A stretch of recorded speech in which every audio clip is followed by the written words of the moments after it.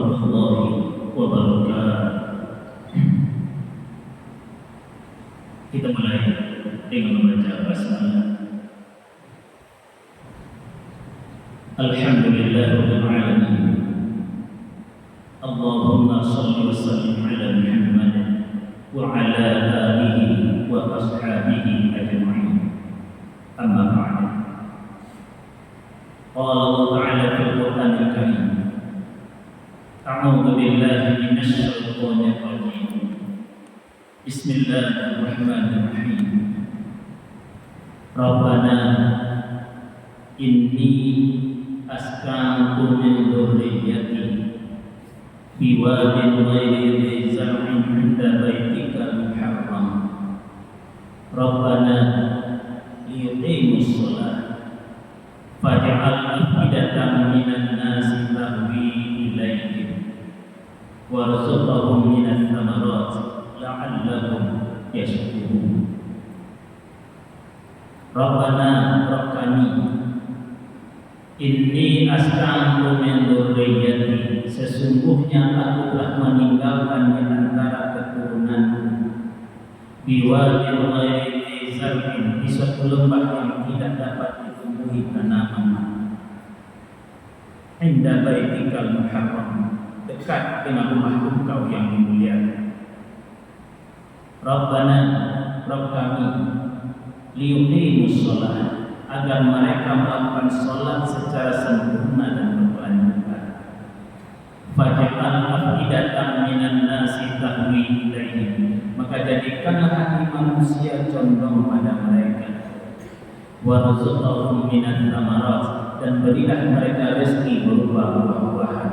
La'allahum yashkurun, mudah-mudahan mereka terus-menerus bersyukur. Masyaallah, rahimani wa rahimakumullah.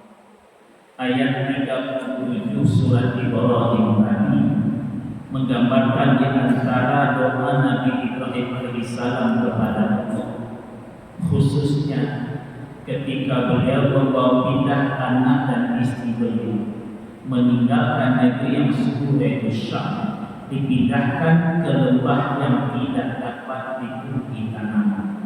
Lembah itu dikenal sekarang dengan nama Makkah Al-Mukarramah. Muncul pertanyaan dalam diri kita hadirin, kok bisa-bisanya seorang ayah, seorang suami memindahkan anak dan istri dari negeri yang subur dipindahkan ke lembah yang besar? Bukankah biasanya seorang ayah, seorang suami memindahkan anak dan istri dari negeri yang besar ke negeri yang subur? Tapi sikap Nabi Ibrahim alaihissalam menjawab seakan-akan anti-mainstream Islam, berbeda dengan kebanyakan kita sang ayah sang suami. Apa di antara rasanya? Coba kita simak kembali sikap ini tampak dalam doa beliau. Rabbana Rabb kami, inni askantu min dzurriyyati, sesungguhnya aku telah meninggalkan di antara keturunan, di mana kutinggalkan biwadin ghairi dzi zar'in, di suatu lembah yang tidak dapat ditumbuhi tanaman. Lembah itu bukan sekedar tidak memiliki tanaman, tapi biwadin ghairi dzi zar'in, lembah itu tidak dapat ditumbuhi tanaman. Tapi apa? Inda baitikal muharram, lembah itu dekat dengan rumah Engkau yang dimuliakan, yaitu Ka'bah.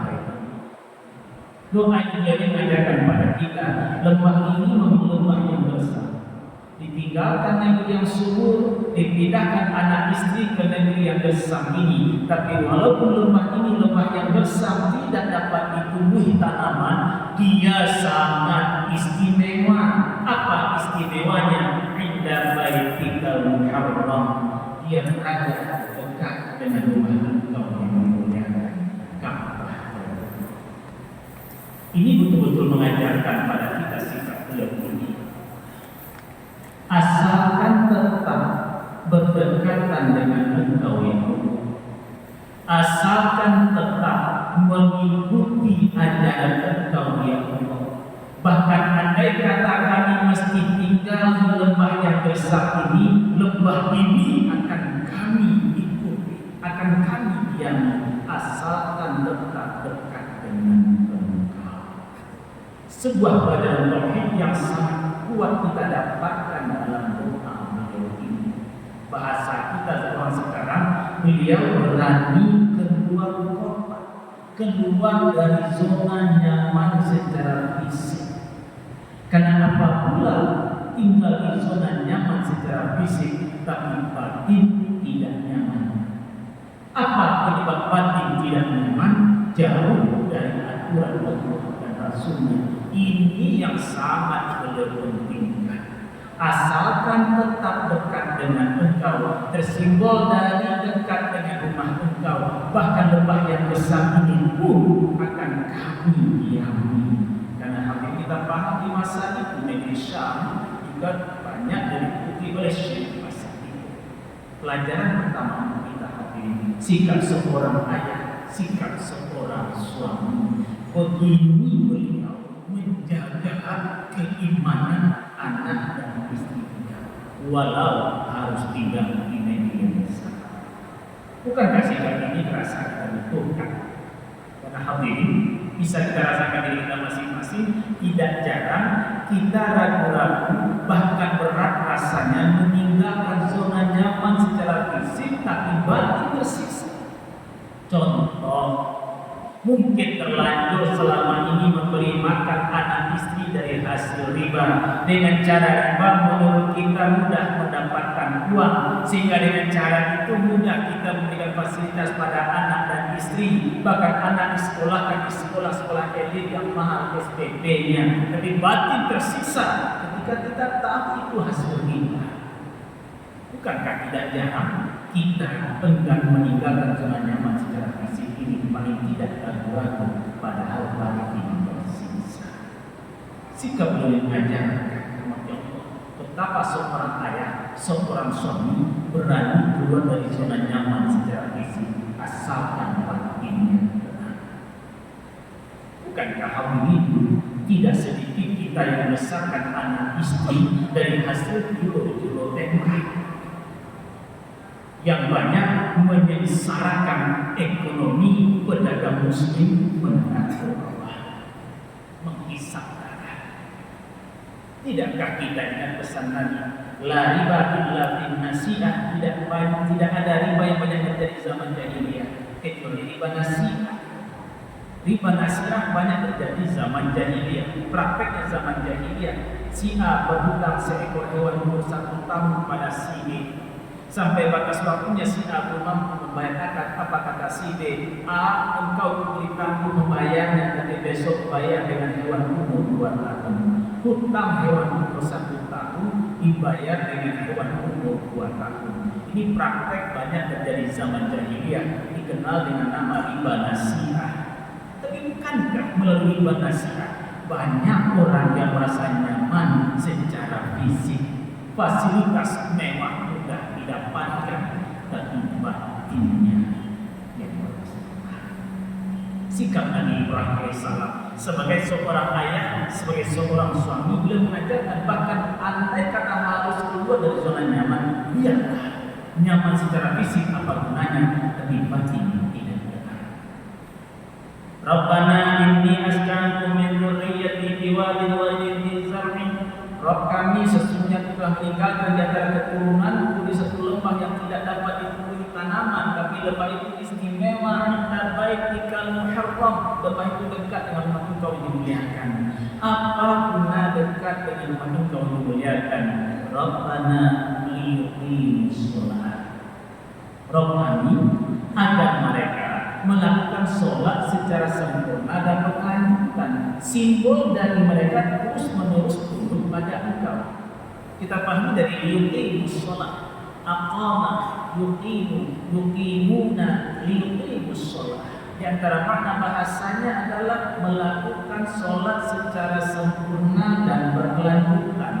Sempurna syarat dan rukunnya sebagaimana dalam konteks Islam dicontohkan oleh Nabi Muhammad sallallahu alaihi wasallam, "Shallu kama ra'aitumuni usolli, sholatlah kamu sebagaimana kamu lihat aku sholat. Sempurna syarat dan tentunya berkelanjutan nilainya. Selesai sholat zuhur berjamaah di masjid ini, kembali ke pasar, pembeli tak ditipu, timbangan tak dicurangi.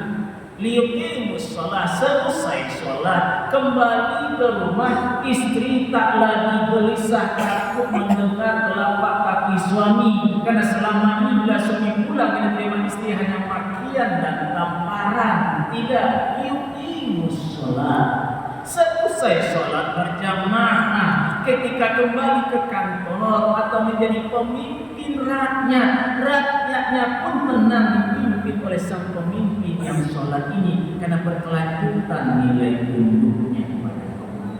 Liyuqimus shalah, simbol ketundukan. Sehingga hadirin tidak berlebihan, kita paham dari liyuqimus shalah ini. Bila hati merasa tenang ketika berdekatan dengan Allah dalam sholat, bukankah harusnya orang lain juga merasa tenang ketika berdekatan dengan diri kita? Karena orang lain tidak takut untuk dizalimi. Liyuqimus shalah. Rabbana liyuqimus shalah, Rabbana apabila dekat dengan makhluk dimuliakan, ada mereka itu tunduk pada Allah tersebut dari liyuqimus shalah. Karena hadirin, bukankah kita paham kalau cuma sekedar mengandalkan dekat dengan Ka'bah Baitullah, bukankah di masa Nabi Muhammad sallallahu alaihi wasallam saja Abu Jahal, Abu Lahab tinggal di situ? Kalau itu ini bukan sekedar dekat dengan Allah, tapi tunduk hati pada Allah, liyuqimus shalah. Apa guna pula kita berulang haji maupun umrah, sepulang haji maupun umrah, surat-surat tanah orang masih disulam atas nama kita sendiri. Liyuqimus shalah. Tajam dan dalam pelajaran dapatkan dari doa Nabi Ibrahim. Rabbana liyuqimus shalah, faj'al afidatan minan nasi tahwi ilaihim. Maka jadikanlah hati manusia condong pada mereka. Oke, tahwi meluncur dengan cepat karena penuh keribuan. Banyak sebagian ulama memahami bisa saja karena doa Nabi Ibrahim ini menyebabkan mengapa tidak banyak muslim sekali pergi ke sana ke Baitullah ingin berulang penuh keribuan. Bisa saja efek dari doa beliau Nabi warzuqhum minan thamarat, dan berilah mereka rezeki berupa buah-buahan. Paham kita hadirin, bukankah buah-buahan simbol rezeki, kenikmatan dan jalan menuju yang besar? Tapi kita simak adalah rangkuman doa. Dekat dulu dengan Allah alias beriman.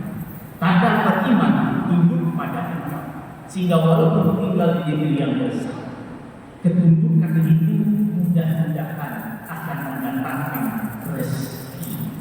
Warzuqhum minan thamarat. Ternyata hadirin, kita tangkap syarat dari pesan doa beliau ini. Bila ingin rezeki dibuka oleh Allah, maka jalannya adalah tunduk pada aturan Allah, salah langkah perbaiki. Tapi bila penuh di langkah kita dengan melanggar aturan Allah, maksiat itu apapun yang melanggar aturan Allah, rezeki bisa saja tertutup kita. Dan kita paham rezeki tidak hanya berupa uang, ketenangan batin juga rezeki. Berapa banyak manusia yang punya banyak uang tapi batin tidak tenang. Hadirin, kedekatan dengan aturan Allah pun pada aturan Allah, kita paham dengan kaidah makhluk ini akan membuka pintu rezeki. Sebaliknya, mengangkangi aturan Allah dan Rasulnya bisa membuat rezeki dan sumber. Wajah Rasul mendorong kita memperbanyak baca istighfar. Man aktsara minal istighfar ja'alallahu lahu min kulli hammin faraja wa min kulli dhiqin makhraja wa razaqahu min haitsu la yahtasib. Siapapun memperbanyak istighfar, Allah jadikan untuknya jalan keluar dari kesulitan hidupnya, kelapangan dan kesempitannya.